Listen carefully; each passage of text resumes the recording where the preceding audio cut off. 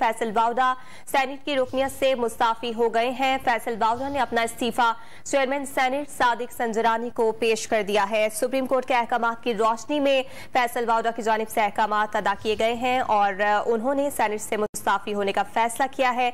इस्तीफा chairman senate को पेश कर दिया गया है। सेनेट की नशीस इमरान खान की अमानत थी। फैसल बावडा की जानिब से मजीद कहा गया, सुप्रीम कोर्ट के अहकाम की रोशनी में फर्ज अदा किया है।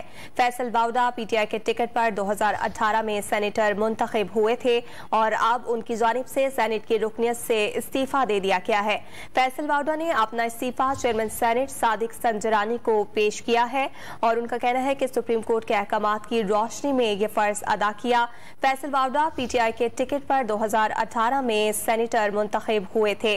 फैसल बावडा की जानिब से सुप्रीम कोर्ट के अहकाम की रोशनी में इस्तीफा दिया गया है और वो पीटीआई के टिकट पर 2018 में सेनेटर मुंतखब हुए।